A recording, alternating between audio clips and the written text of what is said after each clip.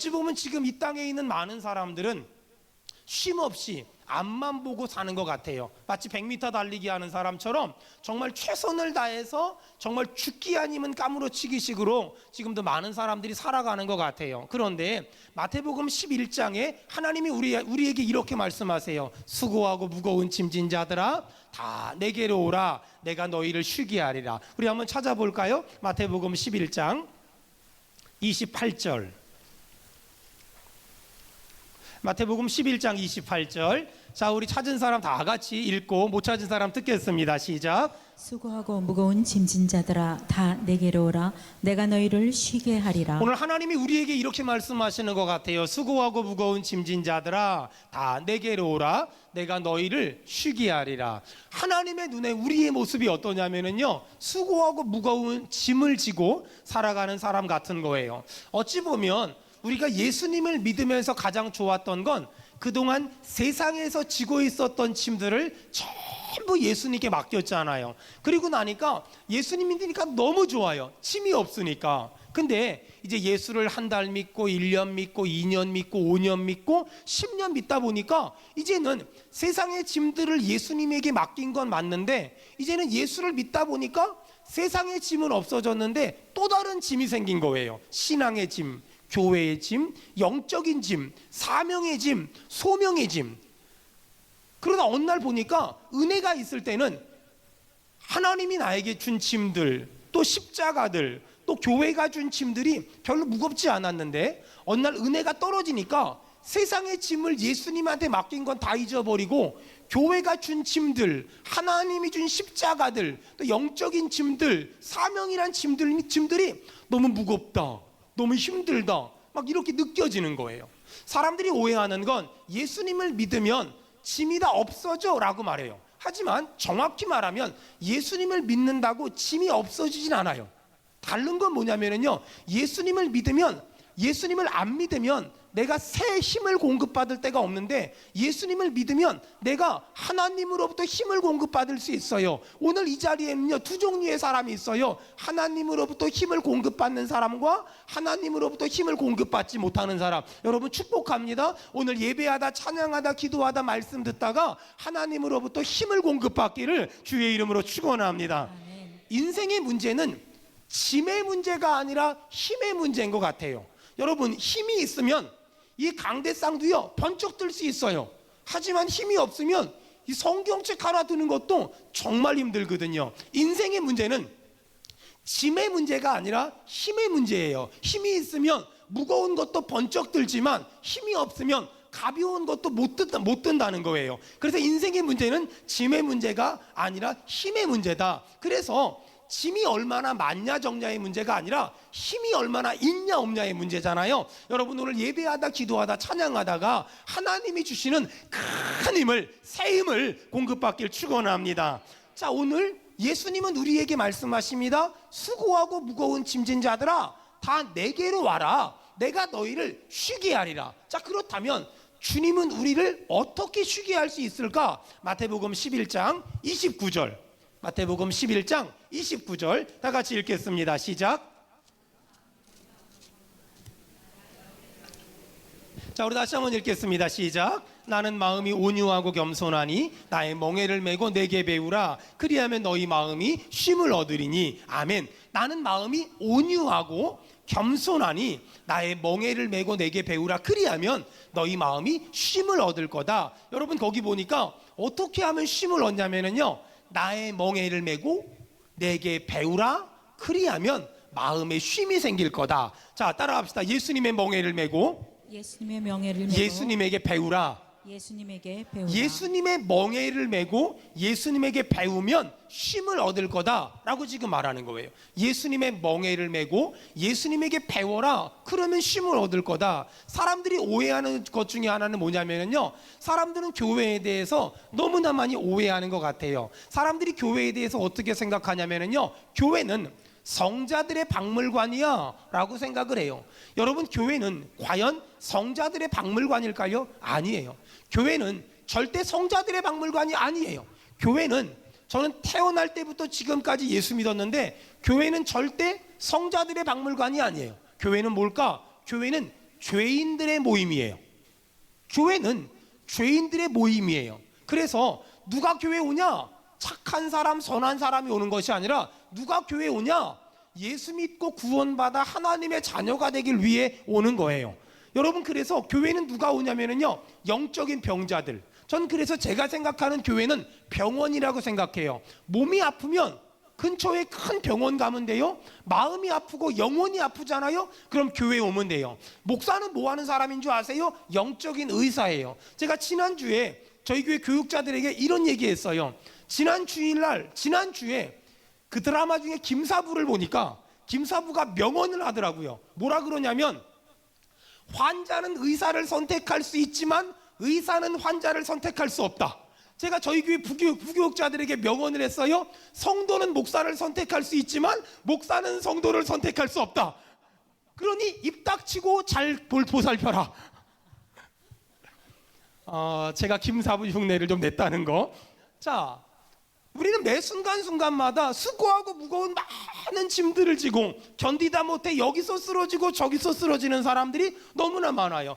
그런 우리에게 주님 뭐라고 말하냐? 나에게 와라, 내가 너희를 쉬게 하리라. 나의 멍에를 메우고 내게 배우라 라고 말합니다. 그러면서 예수님은 자기 자신을 소개합니다. 29절 볼까요? 마태복음 11장 29절. 예수님은 자신에 대해 뭐라고 말하냐? 다 같이 읽겠습니다. 시작. 나는 마음이 온유하고 겸손하다. 아멘. 예수님은 자신에 대해서 뭐라고 말하냐면, 나는 온유하고 겸손하다라고 말합니다. 여러분, 예수님의 멍에를 메고 예수님에게 배운다는 것이 무엇일까? 내 삶에 일어나는 모든 문제에 답을 쓰세요. 따라합시다. 온유와 겸손. 온유와 겸손. 내 삶에 일어나는 모든 문제에 답을 쓰는 거예요. 온유와 겸손이라는 이 두 가지 답을 쓰라는 거예요. 어떤 일을 만나든 무슨 일을 만나든 누가 욕을 하든 비판을 하든 비난을 하든 정죄를 하든 오해를 하든 불신을 하든 여러분 답을 쓰세요. 따라합시다. 온유와 겸손. 온유와 겸손. 이 온유와 겸손이란 답을 쓰면 주님이 우리에게 내가 너에게 쉼을 주겠다라고 말하는 거예요. 여러분, 내 삶에 어떤 일을 만날지 어떤 일이 생길지 우리는 아무도 모릅니다. 여러분, 성질내지 마세요. 소리치지 마세요. 화내지 마세요. 고집 부리지 마세요. 온유와 겸손이란 답을 쓰면 하나님이 우리에게 쉼을 주실 줄로 믿습니다. 아멘. 성경은 우리에게 뭐라고 말하냐면, 원수를 사랑해라, 원수를 용서해라, 이렇게 말합니다. 근데 문제는 사람들이 뭐라 그러는 줄 알아요? 원수를 사랑해라, 원수를 용서해라. 어떻게 원수를 사랑해요?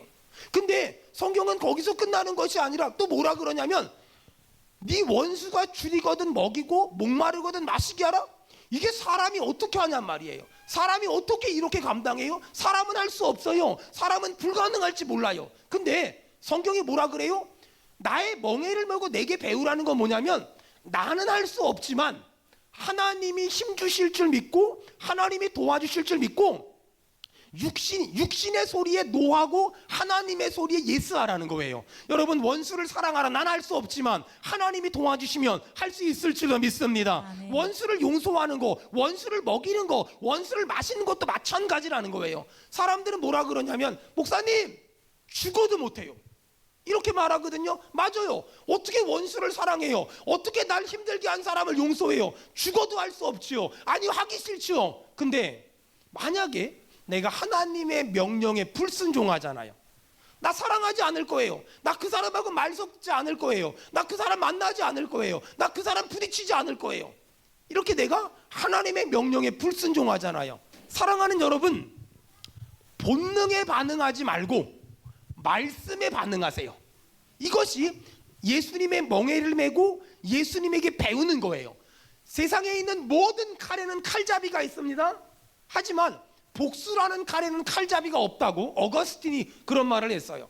복수라는 칼에는 칼잡이가 없대요. 세상에 있는 모든 칼에는 칼잡이가 있는데 복수라는 칼에는 칼잡이가 없대요. 내가 누군가를 복수하기 위해서 칼을 잡잖아요. 그러면 복수라는 칼에는 칼잡이가 없어서 내가 복수를 세게 하려고 더 꽉 쥐면 내가 먼저 다치고 내가 먼저 아프고 내가 먼저 피 흘리고 내가 먼저 죽을 수 있다는 거예요. 그래서 성경은 원수를 갚지 마라, 원수를 갚지 마라, 원수를 갚지 말라, 이렇게 말하는 거예요. 사랑하는 여러분, 결국은 내 기분이나 감정이나 기질은 하나님 말씀대로 살기 싫지만 하나님은 우리를 훈련시킬 때 결국은 하나님 말씀대로 굴복하게 만들고 순종하게 만들고 복종하게 만들더라고요. 여러분, 하나님에게 혼나고 야단 맞고 순종하지 말고 말씀의 근거에 순종하고 말씀의 근거에 반응하고 말씀의 근거에 복종함으로 예수님을 닮아가는 온유한 사람, 겸손한 사람 되기를 주의 이름으로 축원합니다. 주의 이름으로 축원합니다. 아멘. 제가 작년 12월 달까지 고린도전서를 설교하다가 1월 달 한 달 동안은 우리 성도들에게 꼭 필요한 몇 가지 설교를 하고 다시 이제 고린도전서로 돌아와서 이제 고린도전서를 또 설교해 보려고 해요. 여러분, 고린도 교회 하면 그동안 설교 들었던 거 추억해 보세요. 기억나는 게 뭐지요? 고린도 교회 하면 뭐가 떠오르세요? 싸우는 교회. 고린도 교회 하면 싸우는 교회가 딱 떠올라요. 여러분, 축복합니다. 수원은혜 교회에 2020년도에 싸움이 한 번도 없기를 축원합니다. 아멘. 여러분, 이 한국 교회가 싸움이 떠나가기를 주의 이름으로 축원합니다. 아멘. 자, 싸우지 않으려면 어떻게 해야 될까? 또 한번 기억하세요. 한번 한번 따라합시다. 잘하려고 하지 않겠습니다. 시작. 잘하려고 하지. 자, 절대로 잘하려고 하지 마세요. 두 번째, 보통만 하겠습니다. 시작. 보통만 하겠습니다. 마지막 세 번째, 권리를 주장하지 않겠습니다. 시작. 권리를 주장하지 않겠습니다. 사도 바울은 지난번 설교 때 고린도전서 9장에서 나는 고린도 교회에서 충성하고 헌신했기 때문에 고린도 교회로부터 선교비를 후원받아서 선교할 수 있지만 나는 그 권리를 포기했다. 왜냐하면 고린도 교회 너희들이 왜 싸우는 줄 알아? 너희들의 권리를 주장하니까 싸우는 거야. 그런데 권리를 포기하기만 하면 교회는 절대 싸울 일이 없어 라고 사도 바울은 지난번 설교 때 얘기했습니다. 여러분, 권리를 주장하면 싸워야만 합니다. 하지만 권리를 포기하면 싸울 일이 하나도 없습니다. 우리는 각자가 자기만의 권리가 있습니다. 가정에선 아버지로서, 또 저희 집안에선 아들로서, 교회에선 목사로서 저에겐 권리가 있습니다. 만약에 제가 수원은혜 교회 담임 목사로서 권리를 주장한다면 아마 싸워야 합니다. 아마 제가 저희 집에서 아버지로서의 권리를, 남편으로서의 권리를 주장한다면 전 싸워야만 합니다. 만약에 제가 아들로서의 권리를 주장한다면 전 싸워야만 합니다. 하지만 단 한 번도 교회에서 담임 목사로서의 권리를 주장한 적이 없습니다. 저는 단 한 번도 가정에서 아버지로서, 남편으로서 권리를 주장하지 않았습니다. 그리고 집안에서 아들로서의 권리도 주장하지 않았습니다. 그랬더니 어떤 일이 벌어졌냐? 교회가 싸울 일이 없어요. 가정이 싸울 일이 없어요. 집안이 싸울 일이 없어요. 사랑하는 여러분, 잘 생각하세요. 권리를 주장하는 사람들의 이야기를 들어보면 단 한마디도 틀린 게 없습니다. 그 사람 입장에서, 그 사람 관점에서는 틀린 게 하나도 없습니다. 또 저쪽 사람들의 이야기를 들어봐도 틀린 게 하나도 없습니다. 문제는 그 사람의 입장에서는 정답이고 맞는 말인데 전체적으로 보면 틀린 게 많습니다. 여러분, 그래서 권리를 주장하면 싸워야만 합니다. 여러분 보세요. 집에서 남편이 하루 종일 일하고 집에 들어갔어요. 엉망진창이에요. 그럼 남편이 뭐라 그래요? 내가 하루 종일 일하고 들어왔는데 왜 집이 이렇게 지저분하냐고. 권리를 주장하잖아요. 그럼 아내가 미안하다고 말할까요? 아니면 네가 한번 애 데리고 살아보라고 말할까요? 지금은 2020년도라 그런 여성이 흔치 않더라고요. 여러분, 바울은 내가 받을 상이 무엇인지 정확히 알고 있었어요. 잘 들으세요. 여러분, 전도란 말로 하는 게 아니에요. 다시 한번요. 전도는 필요할 때만 말을 하고, 전도는 필요할 때만 말로 하고, 대부분의 전도는 말이 아니라 삶으로 하는 게 맞아요. 여러분, 내가 사는 걸 보고 내 주변 사람들이 와, 하나님이 진짜 살아계신가 봐. 내가 사는 걸 보고 내 주변 사람들이 와, 천국이 진짜 있나 봐. 여러분, 이렇게 말한다면 그 사람은 그리스도인이에요. 하지만 저 사람은 말은 예수 믿는다고, 말은 교회 다닌다고, 말은 천국이 있다고 말하는데 사는 거 보니까 천국 없는 것처럼 살아. 사는 거 보니까 하나님 없는 것처럼 살아. 그 사람은 가짜예요. 그 사람은 정상적으로 예수 믿는 사람 아니란 말이에요. 여러분, 내가 진짜 예수 믿는 사람이라면 내 주변 사람들이 당신 보니까 하나님 살아계신 것 같아, 당신 보니까 천국이 진짜 있는 것 같아, 당신 보니까 하나님이 정말 도와주는 것 같아. 여러분, 주변에 이런 사람들이 점점 늘어나기를 주의 이름으로 축원합니다. 아멘. 사도 바울은 자신이 가지고 있었던 부귀영화, 로마 시민권자라는 거, 가말리엘 출신이라는 거, 이 모든 것들을 성경에 보니까 분토처럼 버렸다, 배설물처럼 버렸다, 우리나라 말로 말하면 똥처럼 버렸다, 이렇게 말해요. 아니, 대부분의 지금 살아가는 사람들이 가장 가지고 싶어하는 수많은 것들을 가졌는데 사도 바울은 그 모든 것들을 배설물처럼 분토처럼 버렸다. 어떻게 이럴 수 있을까요? 사도 바울이 예수님을 믿어보니, 예수님을 경험해보니, 내가 천국을 알고 보니 내가 가지고 있었던 세상의 부귀영화가 아무것도 아니라는 거예요. 내가 하나님을 믿어보니, 내가 천국을 경험해보니 내가 그토록 가지고 싶어했던 세상의 부귀영화가 아무것도 아니더라는 거예요. 여러분, 세상의 부귀영화가 정말 아무것도 아니라고 느껴질 만큼 천국은 우리가 생각하는 것보다 100배, 1000배, 만배, 10만배, 엄만배 더 좋은 줄 믿습니다. 여러분, 왜 천국이 좋은 줄 알아요? 첫 번째, 예수님이, 내가 사랑하는 예수님이 계셔서. 그 다음, 왜 천국이 좋은 줄 알아요? 여러분, 천국이 너무너무 좋은 이유는 뭐냐면요, 천국 갈 때가 되면 나타나는 특징이 있어요. 천국 갈 때가 되잖아요. 그러면 이 땅에 아는 사람보다 저 하늘나라에 아는 사람들이 더 많아져요. 어르신들이 나이가 많이 드시면 외롭잖아요. 그 외로운 게 왜 외롭냐면 그동안 친하게 지냈던 사람들이 한 명 한 명 없어지는 거예요. 근데 그 사람들이 어디 갔냐면 먼저 천당 간 거잖아요. 그러니까 우리 어르신들이 나중에 돌아가실 때가 되면 이 땅에 아는 사람보다 저 땅에 아는 사람들이 점점 많아지는 거야.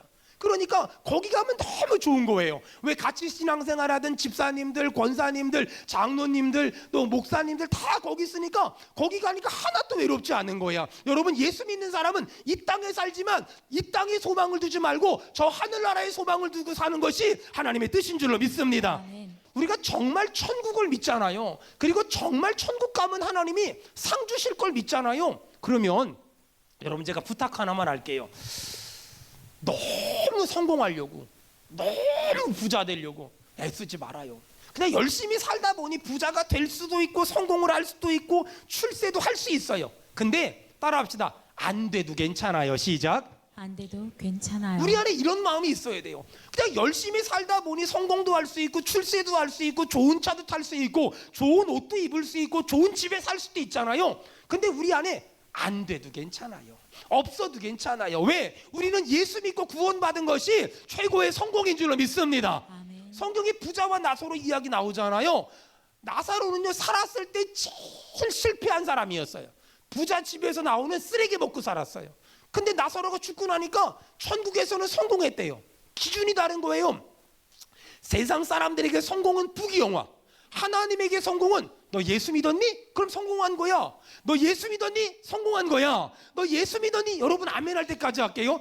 너 예수 믿었니? 성공한 겁니다. 아멘. 여러분, 예수 믿습니까? 성공한 겁니다. 아멘. 여러분, 예수 믿었습니까? 출세한 겁니다. 아멘. 여러분, 예수 믿습니까? 여러분, 잘 된 겁니다. 아멘. 그것이 기독교 신앙이라는 거예요.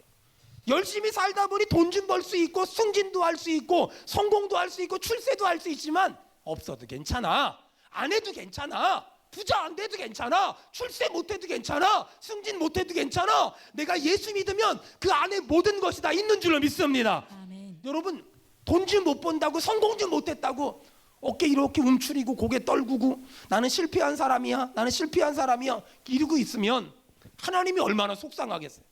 우리 아버지신 하나님이 얼마나 속상하고 얼마나 답답하겠어요. 그러지 말아요. 우리 하나님은요, 이 세상 우주 만물을 창조하셨고요, 그분이 우리 아버지고요, 우리는 그분의 자녀인 줄로 믿습니다. 아멘. 여러분, 그 하나님이 우리한테 뭐라 그런 줄 알아요? 왕 같은 제사장이라고. 아니, 왕도 대단하고 제사장도 대단한데 왕 같은 제사장이래. 이건 어마어마한 거고요, 이건 엄청난 거잖아요. 그러니까 이 세상 일 좀 잘 된다고 안 된다고 너무 기분 좋아하지도 말고 너무 주눅 들지도 말아요. 잘 되면 더 주의 일 많이 하면 되고 안 되면 더 많이 기도하면 되는 거지, 그걸 가지고 기분이 좋았다 나빴다 이러지 말란 말이에요. 여러분, 우리는 왕 같은 제사장인 줄로 믿습니다. 아멘. 이게 진짜 믿음의 사람이에요. 여러분, 그래서 하나님을 믿는 사람과 믿지 않는 사람의 사고방식은 완전히 달라요. 보세요. 하나님을 안 믿는 사람은 성공하려고 했어요. 하나님 믿는 사람들은요, 이미 하나님이 성공시켜 주셨으면 성공시켜 주셨다고 이미 우리는 성공한 사람을 믿고 살아요. 자, 하나님을 안 믿는 사람들은 출세하려고 살아요. 하나님을 믿는 사람들은 이미 우리는 성공했으며 이미 우리는 출세했음을 믿고 사는 줄로 믿습니다. 그러므로 사랑하는 여러분, 이 땅에 소망을 두지 말고 저 하늘나라, 사도 바울이 금은보와 가말리엘 출신이라는 거, 로마 영주권자라는 거, 그 모든 걸 버릴 만큼 그가 너무너무 사랑했고 너무너무 귀히 여겼던, 여러분 저 천국, 여러분 저 천국의 소망을 두고 저 천국을 바라보고 저 천국의 마음 두고 살기를 주의 이름으로 축원합니다. 아멘. 사도 바울은 내가 쓸 수 있는 권리, 쓸 수 있는 자유 하나도 쓰지 않았어요. 왜 그랬을까? 내가 사용하지 않은 권리, 사용하지 않은 자유가 저 천국 가면 내가 받을 상급이고 내가 받을 축복임을 너무 잘 알거든. 그러니까 사도 바울은 삶의 기준이 굉장히 분명하고 삶의 기준이 굉장히 명확했다는 거예요. 자, 고린도전서 9장 12절. 고린도전서 9장 12절 다 같이 읽겠습니다. 시작. 다른 이들도 너희에게 이런 권리를 가졌거든 하물며 우리일까 보냐. 그러나 우리가 이 권리를 쓰지 아니하고 범사에 참는 것은 그리스도 복음에 아무 장애가 없게 하려 함이로다. 여러분, 다른 이들도 너희에게 이런 권리를 가졌거든 하물며 우리일까 보냐. 그러나 우리가 이 권리를 쓰지 않고 하고 싶은 말 하지 않고 항의할 거 하지 않고 투덜거릴 거 하지 않고 불평할 거 하지 않고 너희가 이 권리를 쓰지 않고 범사에 참는 것은, 사도 바울이 왜 하고 싶은 말 안 하고 할 수 있는 일 안 하고 살았냐? 범사에 참은 것은 뭐라고요? 그리스도의, 시작. 그리스도의 복음에 아무 장애가 없게 하려 함이로다. 사도 바울은 어떤 일을 할까 말까의 기준이 뭐냐면 복음에 장애가 된다면 안 하고 복음의 전파에 유익하다면 하고, 이것이 사도 바울의 삶의 기준이고 삶의 원칙이었다는 거예요. 내가 어떤 일을 하려고 할 때 그것이 복음 전파에 도움이 되냐? 하자. 내가 어떤 일을 하려고 할 때 그것이 복음 전파에 장애가 되냐? 하지 말자. 이것이 사도 바울의 삶의 기준이고 사도 바울의 삶의 원칙이었다는 거예요. 여러분, 고린도전서 설교 들었으니까 기억해 보세요. 고기를 먹고 안 먹고 복음 전파에 도움이 되면 고기 먹을게. 하지만 복음 전파에 도움 안 되면 나 고기 안 먹을 거야. 사도 바울의 모든 삶의 기준이 뭐냐면 복음 전파. 복음 전파. 복음 전파. 저도 있잖아요. 어떨 때는요, 막 성질 한번 내고 싶을 때도 있어요. 저도 있잖아요. 어떨 때는요, 화도 한번 내고 싶을 때 있어요. 저도 있잖아요. 어떨 때는요, 하고 싶은 말을 하고 싶을 때가 있어요. 근데요, 안 해요. 다 참고 또 참아요. 제 마음을 아는 사람들은 목사님은 왜 바보처럼 맨날 그러고 사냐고. 제가 왜 그러고 사냐면요, 왜 바보처럼 하고 싶은 말 안 하고 하고 싶은 성질 안 내고 하고 싶은 짜증 안 내고 하고 싶은 열기 안 부리냐면, 그것이 내가 그렇게 하면 복음 전파에 방해가 되기 때문에, 복음 전파에 장애가 되기 때문에, 목사가, 주의 종이 어떻게든 복음을 전해야지 복음 전파에 장애를 만들면 안 되잖아요. 그러니까 입 다물고 또 입 다물고 입 다물고 또 입 다무는 거예요. 한 10년이 넘었는데요, 저희 교회가 조원동에 있을 때인데 친구 목사님들이, 신학교 동기 목사님들이 저희 교회를 왔어요. 같이 예배드리고 바로 그 옆에 밥 먹으러 갔어요. 밥 먹으러 갔는데, 식당에 밥 먹으러 갔는데 이제 목사님들끼리 모였으니까 음식을 시키고, 그 다음에 이제 음식이 나왔어요. 거기서 가장 연장자 목사님이 대표 기도를 했어요. 대표 기도를 하고, 또 목사님들이 목소리가 크잖아요. 그러니까 대표 기도를 하고 그 다음 밥을 먹으려고 하는데 어떤 밥그릇에서 그 뭐가 나왔어요. 머리카락 같은 게 나왔어요. 여러분, 그러면 그거를, 그 머리카락을 가지고 조용히 가서 바꿔주세요 이러면 아무 문제가 없잖아요. 근데 그 목사님이 목소리도 큰데 사장 나와! 사장 나와. 그 사장님 나왔어요. 그 밥그릇을 두고서 10분을 떠들어요. 그 머리카락 하나 나온 걸 가지고. 거기 손님들도 많은데 거기 다 목사님인데 아까 그 대표 기도했잖아요. 그리고 그 문제는 뭐냐면 그분 제가 전도 중이었어요. 저는 그 이후로 그 인간을 안 만나고 있어요. 아니 내가 그 사람 전도하려고 3개월을 설렁탕만 먹었는데 한 번 그렇게 악 써버리면 그 사람 예수 믿겠어요? 안 믿겠어요? 사람이 왜 생각이 없어? 생각이 떠들려면 지네 동네가 떠들든가. 왜 내 나와바리에서 왜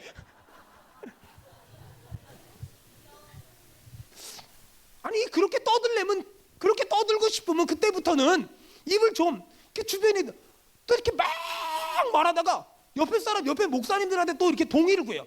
내 말이 맞지 목사님, 맞지 목사님, 맞지 목사님. 그럴 때는 사장님이라고 불러야지.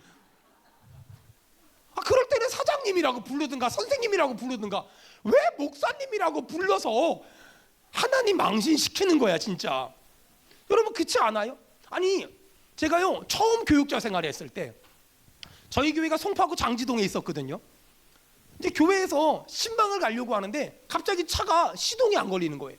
그래서 저랑 우리 교회 집사님하고 권사님하고 한 3-4명 정도가 지하철을 타고 신방을 가는데 근데 지하철역에 내려왔잖아요. 그래서 이제 문이 싹 열렸어요. 문이 싹 열렸는데 우리 권사님이 딱 문 열고 들어가더니 한 자리가 있어요. 가방을 탁 던지더니 목사님 빨리 가서 앉으라고. 정말 죽고 싶었어요 진짜. 정말 죽고 싶었어요. 내가 차라리 죽는 게 낫지 진짜. 내가 차라리 죽는 게 낫지 진짜. 왜 그러는지 모르겠어. 아주 내가 창피해서 진짜 살 수가 없어요 진짜요. 그럴 때는 사장님이라고 불러야지. 여러분 정말 제가 좀 부탁 좀 할게요. 아니 아파트에서 층간소음 문제로 굉장히 힘들잖아요. 정말 제가 그랬어요. 정말 제가요 이제 저희 집 위층에서 막 떠드는 거예요. 너무너무 시끄러워서요 제가 웬만하면 참는데요 올라가려고 탁 올라갔다가 혹시라도 동네 우리 교회 아는 사람일까봐 내려왔다가 또 올라갔다가 내려왔다가 고민을 하다가 너무 떠들어서 경비실에 전화를 했어요. 있잖아요 위층이 너무 시끄러운데 얘기 좀 해주세요. 경비실가 알겠대요. 조용히 해줬어요. 그 다음날 교회를 왔는데 우리 교회 집사님 한 분이 저한테 그래요. 목사님 많이 시끄러우셨다며요. 거기 저 있었는데. 소름이 그냥 쫙 돋더라고요.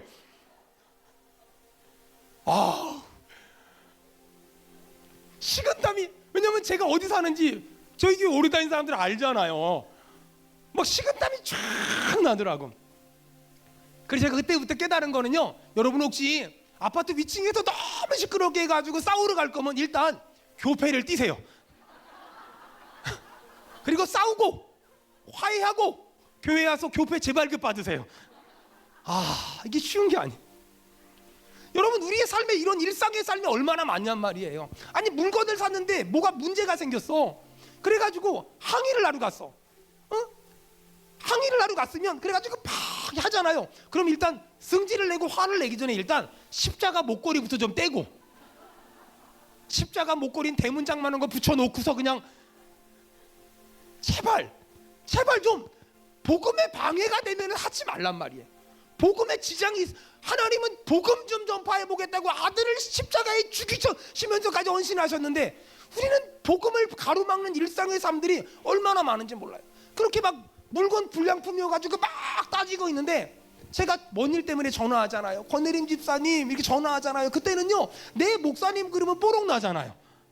그럴 땐 이래야 돼요. 네 황유석 씨 제가 조금 이따 전화하겠습니다. 이러고 얼른 그때를 들키면 안 돼요. 들키면 큰일 나요.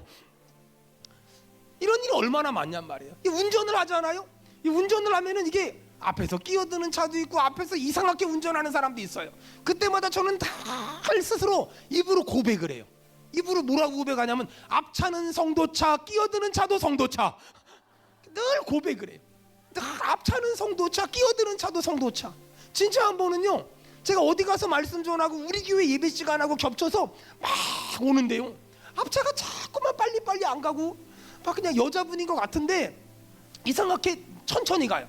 대부분 천천히 가는 사람들은, 여자분들은 정말 신기한 게요, 남자들은 그냥 운전만 하잖아요. 여자분들은 운전하면서 얼굴에 뭘 이렇게 때려가면서 드라마 보면서 대부분 이러고 가시거든요. 화가 많이 났어요. 막 예배 시간 늦어 죽겠는데, 그래도 크락션을 막 누르고 막 어떤 여자가 얼굴 좀 보려고 막 그러다가 차라리 이게 안 맞아서 안 받고 계속 뒤따라가게 됐어요. 근데 세상에 그 여자가 우리 교회 주차장으로 들어오시는 거야. 저는 정말 하나님 앞에 눈물로 회개했어요. 실제로 제가 아는 존경하는 목사님이 얼마 전에 은퇴를 하셨는데, 그 목사님이 교인이 한 7, 8천 명 모이는 큰 교회 목사님이세요. 그 목사님이 그 예배를 인도하고 장례식장을 가야 되는데 시간이 너무 늦어서 좀 막 과속으로 막 갔다는 거예요. 근데 어떤 사람이 갑자기 막 빵빵거리더니 막 크락션을 막 누르더니 비상등을 막 켜더니 쓰라고. 근데 목사님이 시간이 없어요. 그냥 가버렸대요. 횡단보도에 딱 걸렸대요. 이 차가 앞에 탁 세우더래, 못 가게. 창문 내리라고 손가락으로 까딱거리면서 탁 내리라고. 근데 목사님이 못 내렸대요. 왜냐하면 목사님 교회 안수 집사님이었대요. 근데도 자꾸만 차를 뻥뻥 차면서 내리려니까 어쩔 수 없이 내렸는데, 그분이 목사님 얼굴 보더니 그 다음 주일부터 지금까지, 목사님 은퇴할 때까지 교회를 한 번도 안 왔대요. 누구 잘못일까요? 여러분, 어찌 보면 우리의 삶에 지금 사도 바울이 너무 단순하지만 너무 명확하고 너무 분명한 지금 얘기를 하는 거예요.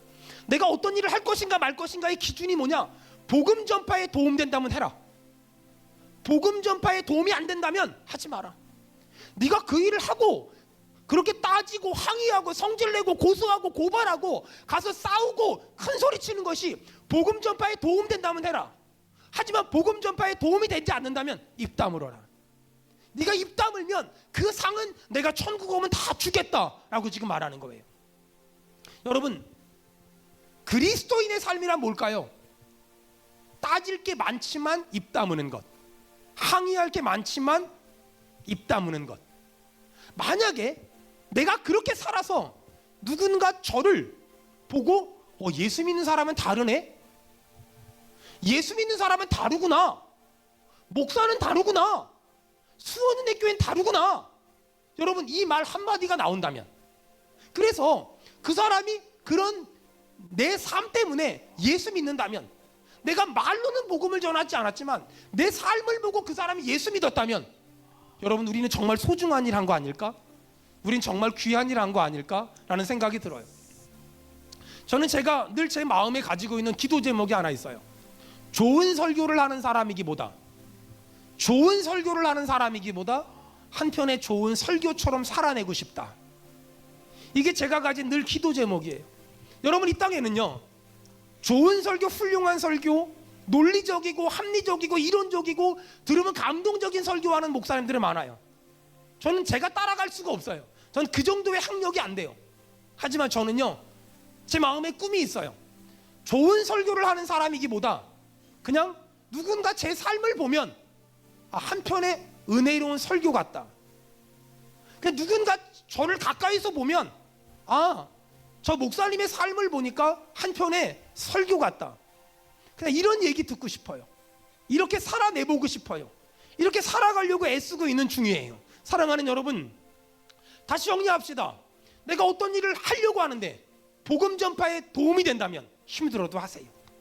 반대로 어떤 일을 하려고 하는데 복음 전파에 방해가 된다면 여러분 멈추세요. 그래서 손해를 본다면, 그래서 불이익을 당한다면, 그래서 어려움을 당한다면 기억하세요. 하나님이 갚아주실 줄로 믿습니다.